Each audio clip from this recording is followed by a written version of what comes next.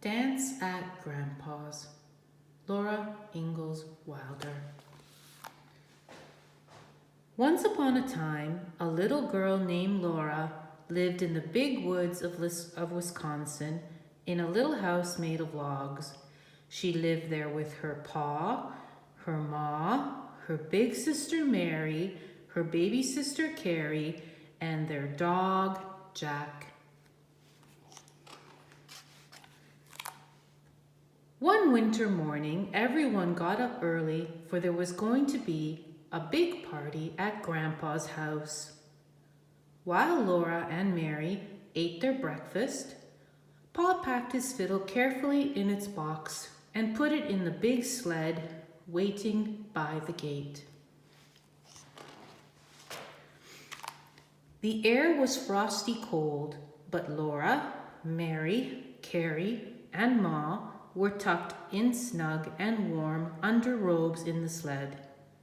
The horses pranced, the sleigh bells rang merrily, and they went off through the big woods to Grandpa's house. It did not seem long before they were sweeping into the clearing at Grandpa's house. Grandma stood at the door smiling and calling them to come in. Laura loved Grandma's big house. It was fun to run from the fireplace at one end of the big room all the way to Grandma's soft feather bed on the other side. The whole house smelled good. There were sweet and spicy smells coming from the kitchen and the smell of hickory logs burning with bright, clear flames in the fireplace. Before long, it was time to get ready for the party. Laura watched while Ma and the aunts made themselves pretty. They combed their long hair and put on their best dresses. Laura thought Ma was the most beautiful of all in her green, ruffled dress. Soon people began to come to the party.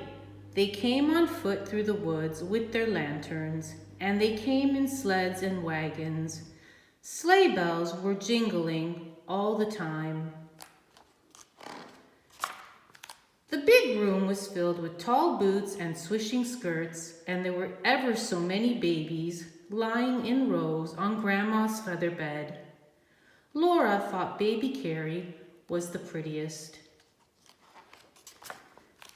Then Pa took out his fiddle and began to play. All the skirts began to swirl and all the boots began to stamp. "Swing your partners," Papa called. Laura watched Ma's skirt swaying and her dark head bowing and thought she was the loveliest dancer in the world. Soon it was time for dinner. The long table was loaded with pumpkin pies, dried berry pies, cookies. There was cold boiled pork and salt rising bread. How sour the pickles were. They all ate until they could eat no more. The fiddling and the dancing went on and on until it was time for Laura and the other children to go to bed. When Laura woke up, it was morning. There were pancakes and maple syrup for breakfast, and then Pa brought the horses and sled to the door. Pa tucked Laura and Mary and Carrie and Ma into the sled. Grandma and Grandpa stood calling, "Goodbye, goodbye," as they rode away into the big woods, going home. What a wonderful party it had been.